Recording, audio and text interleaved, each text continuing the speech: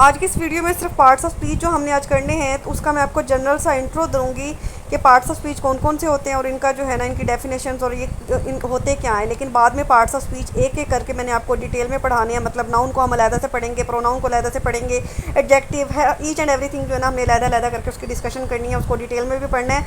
लेकिन आज के लेक्चर्स में सिर्फ और सिर्फ हमने इसका ओवरव्यू करना है कि ये पार्ट्स ऑफ स्पीच क्या होते हैं और इनका क्या काम होता है। स्टूडेंट्स, बिस्मिल्लाहिर्रहमानिर्रहीम। Today we are going to start chapter number 4 of Wren and Martin book. और पार्ट्स ऑफ स्पीच जो है ना आज से हमने स्टार्ट करने हैं। 8 words are divided into different kinds are classes called parts of speech. कि इंग्लिश का जो एक सेंटेंस होता है ना वो 8 लफ्ज़ों से मिलके बनता है। वो 8 वर्ड्स होते हैं जो कि एक कंप्लीट सेंटेंस को बनने में हेल्प करते हैं।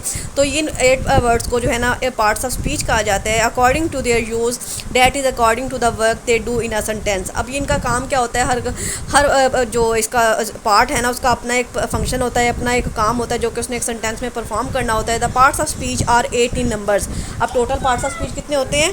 8 होते हैं। Number 1 noun. नाउन जो है किसी चीज़ के किसी चीज़ के, जगह के, शख्स के जो है नाम को कहा जाता है। इसके बाद है एडजेक्टिव। एडजेक्टिव कहते हैं ऐसा वर्ड जो कि किसी फ़िक्रे में किसी फ़िक्रे में जो है ना खामी को या खूबी को ज़ाहिर करता है। मतलब किसी की गुड क्वालिटी या बैड क्वालिटी को रिप्रेजेंट करता है, जैसे लेजीनेस या फिर गुडनेस, तो उसे जो है एडजेक्टिव कहते हैं। इसके बाद प्रोनाउन। प्रोनाउन ऐसा वर्ड जो कि किसी नाम की जगह पे इस्तेमाल होता है। मतलब अगर अली है और नेक्स्ट वर्ड में हम ही लगा देते हैं, अगर जो ज़्यादा लोग हैं और उसकी जगह पे हम दे लगा देते हैं तो ये प्रोनाउन हो जाते हैं।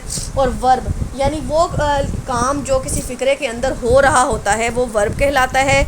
और एडवर्ब। एडवर्ब जो है ना वो 2 लफ्ज़ों से मिलके बनता है, ऐड और वर्ब। मतलब यानी जो वर्ब के मायने में इजाफ़ा करे, ऐसा लफ्ज़ जो वर्ब के मायने में इजाफ़ा करे वो एडवर्ब कहलाता है। इसके बाद है प्रेपोजिशन। प्रेपोजिशन जो है ना हरफ जार को कहा जाता है। और ये जो है ना ये सेंटेंसेस को जो है ना ये बहुत ज़्यादा समझने वाला टॉपिक है। इसमें ये जो है ना वो एक वर्ड्स का जो आपस में रिलेशनशिप होता है ना वो बताते हैं। इसके बाद कंजक्शन है। कंजक्शन जो है ना फ़िक्रे के 2 मुख्तलिफ हिस्सों को आपस में जोड़ने का काम करता है। और इंटरजेक्शन जो है वो आपका फ़िक्रे में आपके जज्बात के इजहार, वो खुशी के हों, गमी के हों, या कोई भी किसी भी तरह के जो जज्बात होते हैं ना उनके इजहार के लिए जो है ना इंटरजेक्शन का जो है इस्तेमाल किया जाता है। अब सबसे पहले जो है ना हम नाउन से स्टार्ट करेंगे। A noun is a word used as the name of person, place or thing as Akbar was a great king. कि यानी किसी भी चीज़ का नाम या किसी जगह का नाम या किसी शख्स का नाम जो है ना वो एक नाउन कहलाता है। Akbar was a great king, इसमें जो अकबर है वो आपका नाउन है। Kolkata is the Hooghly, is on the Hooghly, तो इसमें कोलकाता जो है और हुगली जो है ये आपके नाउन है। The rose smell sweet. अब इसमें जो रोज़ है वो भी आपका नाउन है और स्वीट जो है ना वो भी आपका नाउन है। इसके बाद द सन आपका नाउन है। शाइन्स ब्राइट, और ब्राइट भी आपका नाउन है।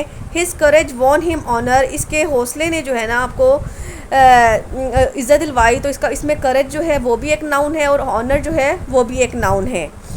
Note the word things include all the objects that we can see, hear, taste, touch और smell, and some things that we can think of but can not perceive by senses. अब इसमें जो है ना noun में वो सब चीज़ें इंक्लूड होती हैं। एक तो वो जिनको हम अपनी आंखों से जो है देख सकते हैं, अपनी ज़ुबान से चख सकते हैं, अपने कानों से सुन सकते हैं, अपने हाथ से टच कर सकते हैं, अपने नाक से सूंघ सकते हैं, वो चीज़ें भी नाउन में शामिल होती हैं। और वो चीज़ें जिनको हम देख नहीं सकते, सिर्फ़ और सिर्फ समझ सकते हैं, महसूस कर सकते हैं, मतलब मोहब्बत, नफ़रत, हमदर्दी, ये इस तरह के जो जज्बात होते हैं, तो ये चीज़ें भी जो है ना नाउन में आती हैं। इसके बाद देखिए an adjective is a word use to add something to meaning of a noun. कि यानी एडजेक्टिव जो है ऐसे लफ्ज़ को कहा जाता है जो कि किसी नाउन के मायने में इजाफा करता है। मतलब he is a brave boy, तो इसमें बॉय जो है आपका नाउन है और ब्रेव जो है ना वो इसके नाउन के मायने में इजाफा कर रहा है, मतलब उसकी क्वालिटी को बता रहा है, उसकी बहादुरी को बता रहा है, तो ये आपका एडजेक्टिव है। There are 20 boys in this class, तो यहाँ पे बॉयज़ के साथ जो 20 है ना ये उसकी स्ट्रेंथ को, उसकी नंबर्स को जो है ना रिप्रेजेंट कर रहे हैं। तो 20 जो है आपका एडजेक्टिव है और बॉयज़ जो है आपका नाउन है। A pronoun is a word used instead of a noun. एक एक प्रोनाउन जो है ऐसे लफ्ज़ को कहा जाता है जो कि किसी नाउन की जगह पे इस्तेमाल होता है। मतलब John is absent because he is ill. अब मतलब हम ऐसे भी तो लिखते हैं John is absent because John is ill, तो ये अच्छा नहीं लगता ना कि आप बार बार एक नाम को जो है फ़िक्रे में रिपीट करें।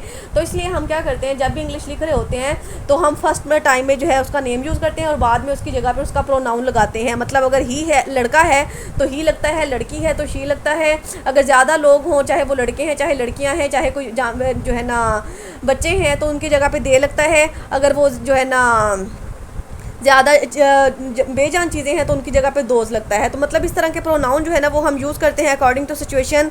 The book are where you left them, कि किताबें वही हैं जहाँ तुमने उनको रखा था। तो यहाँ पे जो देम है वो आपके प्रोनाउन का काम कर रहे हैं। इसके बाद verb, verb is a word use to express an action और स्टेट। एक वर्ब जो है ना किसी भी एक्शन को, किसी काम के होने को, किसी काम के जो है ना की स्टेट को जो है ना रिप्रेजेंट करता है।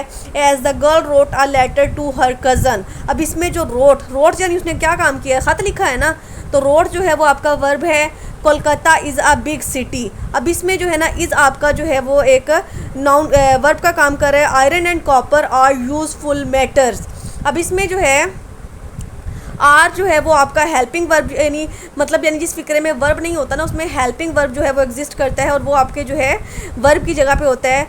13 देखिए, adverb is a word use to add something to the meaning of a verb. यानी ऐसा वर्ड जो कि वर्ब के मायने में इजाफा करता है वो एडवर्ब कहलाता है। एन एडजेक्टिव और एन एडवर्ब। देखिए, ही वर्क द सम क्विकली। अब इतना सेंटेंस अगर आप देखें, ही वर्क द सम, कि उसने जो है ना सवाल हल किया, लेकिन इसमें क्विकली जो है वो इसके उस हल करने के मायने में इजाफा कर रहा है कि उसने सवाल जो था वो जल्दी से हल किया। This flower is very beautiful. अब ये जो फ्लावर जो है वो खूबसूरत तो है लेकिन बहुत खूबसूरत जो है वो इसके मायने में इजाफा कर रहा है। वेरी जो है वो एडवर्ब है। She pronounce the word quite correctly. तो इसमें जो है ना उसने वर्ड कैसे जो है प्रोनाउंस किया, क्वाइट करेक्टली। तो क्वाइट करेक्टली जो है इस फिक्रे का एडवर्ब होगा। इसके बाद है a preposition is a word used with a noun और प्रोनाउन। ये प्रेपोजिशन जो है किसी एक ऐसे वर्ड को कहते हैं। A preposition is a word used with a noun or pronoun to show how the person or things related by the nouns or pronoun stands in relation to something else. अब preposition जो होता है ना वो noun का या pronoun का दूसरी चीज़ के साथ या वर्ब के साथ या ऑब्जेक्ट के साथ जो रिलेशनशिप होता है ना उसको इस्तेमाल करने के लिए, जो उसको बताने के लिए जो है ना इस्तेमाल होता है। This is a cow in the garden. जो इसमें इन है ना वो आपकी प्रेपोजिशन है। The girl is fond of music. लड़की किस चीज़ की शौकीन है, म्यूज़िक की। तो इसमें ऑफ जो है वो आपकी प्रेपोजिशन है। A fair little girl sat under a tree. लड़की कहाँ पे बैठी है, दरख्त के नीचे बैठी है। तो इसमें जो अंडर है वो आपकी प्रेपोजिशन है। इसके बाद है a conjunction. A conjunction is a word use to join words or sentences. A conjunction जो है ना ऐसे लफ्ज़ को कहते हैं जो दो लफ्ज़ों को या फिर दो सेंटेंसेस को जोड़ने का काम करता है। जैसे Rama and Harry are cousins. तो इसमें एंड जो है ना, एंड ने रामा और हैरी को जो है ना वो आपस में जोड़ा है, उनका एक रिलेशनशिप बनाया है। तो इसमें एंड जो है वो आपकी कंजक्शन है। इसी तरह से 2 and 2 make 4। तो इसमें भी एंड जो है वो आपकी कंजक्शन है। I ran fast but miss the train. अब इसमें दो फिक्रे थे, एक तो था आई रेन और दूसरा था मिस द ट्रेन। तो इसमें जो बट है ना उसने आपके कंजक्शन का काम दिया है, दोनों फिक्रों को जोड़ने का काम किया है। इसके बाद 16 पे देखिए, an interjection is a word which expresses some sudden feelings.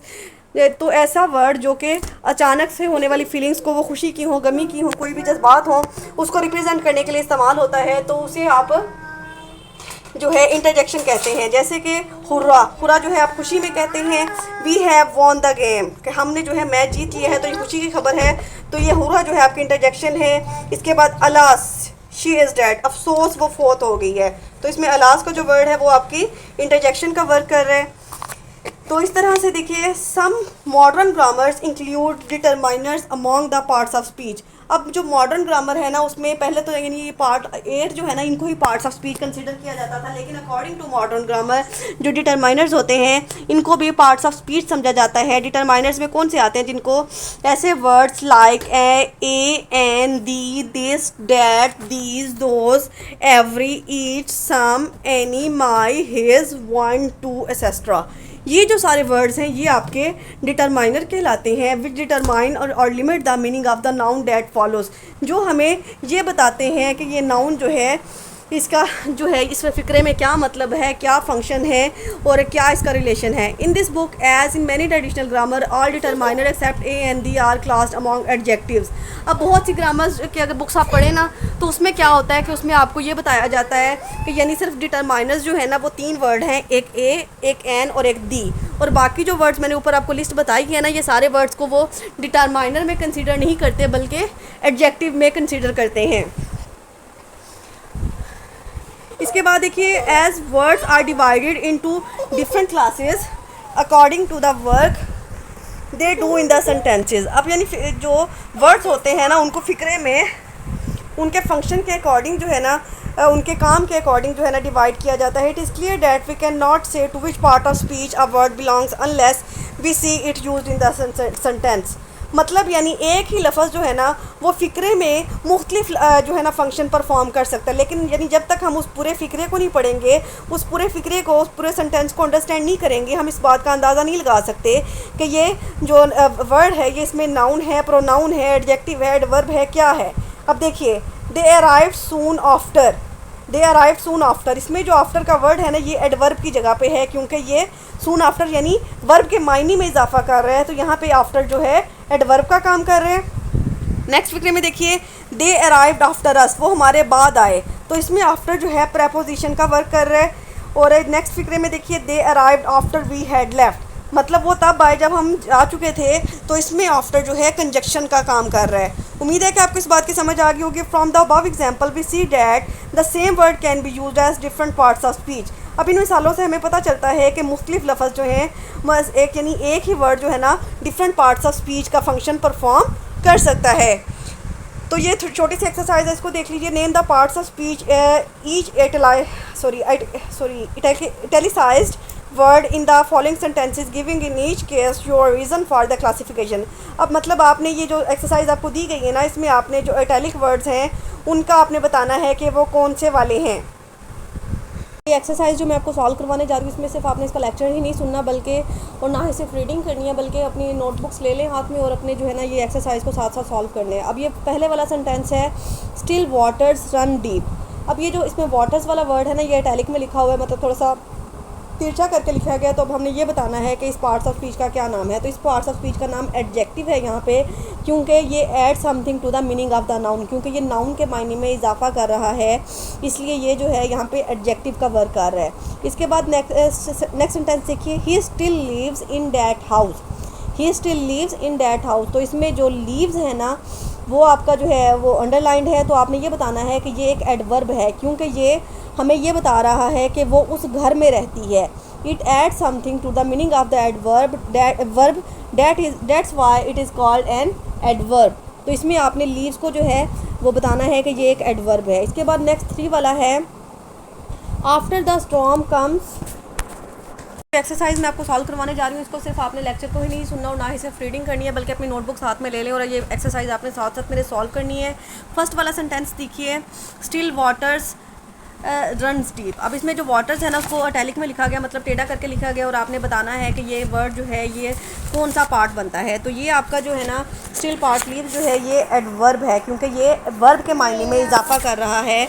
और इसके बाद देखिए सेकंड वाला है he still lives in that house, he still lives in that house. तो इसमें जो स्टिल है आपका ये जो वर्ड अंडरलाइन किया हुआ है ना वो स्टिल लीव्स को उन्होंने जो है इटैलिक में करके लिखा है, डैट्स वाई कि आप आइडेंटिफाई कर सकें कि आपका जो वर्ड स्टिल लीव्स है वो कौन से वाला है। तो इसमें स्टिल लीव्स जो है ना यहाँ पे भी एडवर्ब का काम कर रहा है। और थर्ड वाला देखिए after the storm comes the truth, after the storm comes the काम, यानी तूफ़ान आने के बाद जो है वो सुकून हो जाता है। तो इसमें कौन सा वर्ड आपका आफ्टर जो है ना उन्होंने इटैलिक में लिखा है, तो आफ्टर को जब इटैलिक में लिखा है तो आफ्टर यहाँ पे प्रेपोजिशन का काम कर रहा है, क्योंकि ये हमें रिलेशनशिप बता रहा है स्टॉर्म और कम्स के दरमियान जो रिलेशनशिप है तो वो हमें आफ्टर ने बताया है, that's why it is here preposition. इसके बाद फोर्थ वाला जो है the after effects of the drug are bad, the after effects of the drug are bad. तो इसमें भी आफ्टर जो है ना वो इटैलिक में लिखा गया है, तो आफ्टर जो है ना यहाँ पे आपका एडजेक्टिव का वर्क कर रहा है, क्योंकि it add something to the meaning of the noun, क्योंकि ये नाउन के मायने में इजाफा कर रहा है कि यानी ड्रग्स का जो इस्तेमाल होता है ना उसके असरात जो हैं वो बुरे पड़ते हैं, तो इसलिए यहाँ पे आफ्टर आपका एडजेक्टिव है। इसके बाद फिफ्थ वाला देखिए the up train is late, the up train is late. तो इसमें जो ये वर्ड अप है ना, जिसको आपको इटैलिक में लिखा गया है, तो यहाँ पे ये वर्ड भी जो है ना एडजेक्टिव का काम कर रहा है। क्यों? क्योंकि ये हमें ट्रेन के मायने में जो है, ट्रेन के आने के बारे में जो है ना बता रहा है और उसके मायने में इजाफा कर रहा है। That is why it will call here adjective. इसके बाद नंबर 6 पे देखिए, it weighs about a pound. It weighs about a pound. अब इसमें अब इट वेट्स जो है ना ये आपका लिखा गया है इटैलिक में, तो आपने वेट्स बताना है कि ये कौन सा वर्ड है। तो यहाँ पे भी जो वेट्स है ना ये एडवर्ब है, क्योंकि ये हमें जो है हमारे वर्ब के मायने में इजाफा कर रहा है। और नेक्स्ट वाला देखिए, नंबर 7 पे है, he told us all about the battle. He told us all about the battle. इसमें ऑल को आपने जो है ना बताना है कि ऑल जो है प्रेपोजिशन का जो पार्ट्स ऑफ स्पीच का कौन से वाला पार्ट है। तो यहाँ पे ऑल जो है प्रेपोजिशन है, क्योंकि ये हमें जो है रिलेशनशिप बता रहा है ऑल और बैटल के दरमियान। नेक्स्ट वाला देखिए, नंबर 8 पे है, he was only a yard of me. He was only a yard of me. तो इसमें ऑफ जो है ना वो आपने बताना है कि ये कौन सा पार्ट है। तो ये ऑफ जो है यहाँ पे प्रेपोजिशन है। इसके बाद नंबर 9 है, suddenly of the wheels came of. इसमें जो है ऑफ आपने बताना है कि इसमें ऑफ क्या रोल प्ले कर रहा है। यहाँ पे ऑफ जो है एडवर्ब है, क्योंकि ये एडवर्ब के मायने में इजाफा कर रहा है। इसके बाद नंबर 10 पे है, Mohammedans fast in the month of Ramzan. तो इसमें फ़ास्ट आपने बताना है। वैसे तो फास्ट का मतलब हमें पता है कि तेज़ भी होता है, रोज़ा रखना भी होता है। तो यहाँ पे फास्ट मतलब रोज़े रखने वाला फास्ट है, तेज़ वाला फास्ट नहीं है। तो यहाँ पे फास्ट एक वर्ब का काम कर रहा है। इसके बाद नेक्स्ट है नंबर 11 वाला, he kept the fast for a week. अब उसने एक मुकम्मल जो है ना एक पूरे हफ्ता रोज़े रखे। तो यहाँ पे फास्ट जो है नाउन है, मतलब फास्ट का मतलब रोज़ा रखना भी होता है, फास्ट का मतलब तेज़ भी होता है, फास्ट का मतलब रोज़ा भी होता है। तो यहाँ पे ऊपर वाले सेंटेंस में फास्ट का मतलब था रोज़ा रखना, और यहाँ पे फास्ट का मतलब है रोज़ा। तो that's why it will call here noun. Number 12 देखिए, he is on the committee. अब इसमें ऑन जो है, ऑन आपने बताना है कि कौन सा पार्ट है, पार्ट्स ऑफ स्पीच है। तो ये आपका यहाँ पे प्रपोजिशन है। उसके बाद नंबर 13 देखिए, लेट अस मूव ऑन। अब यहाँ पे ऑन जो है ना ये एडवर्ब है। ऑन आपने बताना है कि क्या है। तो ये यहाँ पे ये एडवर्ब है, क्योंकि ये मूव के मायने में इजाफा कर रहा है कि हमें आगे बढ़ जाना चाहिए। नंबर 14 देखिए, sit down and rest a while. नीचे बैठ जाएँ थोड़ी देर के लिए। यहाँ पे वाइल आपने बताना है कि क्या है। यहाँ पे वाइल आपका नाउन है। इसके बाद नंबर 15 है, I will watch while you sleep. मैं तब देखूँगा जब तुम सो जाओगे। तो यहाँ पे वाइल जो है ना आपका कंजक्शन का काम कर रहा है, क्योंकि ये दो सेंटेंसेस को आपस में इसने जोड़ा है, आई विल वॉच को और यू स्लीप के दरमियान, यानी दोनों फिक्रों को जोड़ने के लिए वाइल जो है इस्तेमाल हुआ है, इसलिए यहाँ पे ये कंजक्शन है। लास्ट वाला हमारा सेंटेंस है, they while away their evenings with books and games. अब यहाँ पे जो वाइल है ना ये वर्ब का काम कर रहा है। यहाँ पे ये as a verb role play कर रहा है। तो आपने ये बताना है कि ये वर्ब है यहाँ पे वाइल। मतलब यानी अब हमने जो है इस एक्सरसाइज से ये सीखा है कि एक ही वर्ड जो है ना वो नाउन भी हो सकता है, वर्ब भी हो सकता है, एडवर्ब भी हो सकता है, प्रेपोजिशन भी हो सकता है। मतलब यानी फिक्रे के लिहाज से जो है ना उसका इस्तेमाल किया जाता है। फिक्रे को जब हम पूरे को देखते हैं तो तब हमें पता चलता है कि ये वर्ड जो है यहाँ पे कौन से वाला रोल प्ले कर रहा है, क्या फंक्शन जो है परफॉर्म कर रहा है। उम्मीद है कि आपको आज के लेक्चर की समझ आ गई होगी। थोड़ा सा लेंथी और ट्रिकी है, लेकिन थोड़ा सा आपने कंसंट्रेशन के साथ इसको समझना है तो समझ आ जाएगी। बाकी जब आप ये एक्सरसाइज को बाय हैंड सॉल्व करेंगे ना तो सारे कॉन्सेप्ट जो है आपके इंशाल्लाह क्लियर हो जाएंगे। टेक केयर, अल्लाह हाफिज़।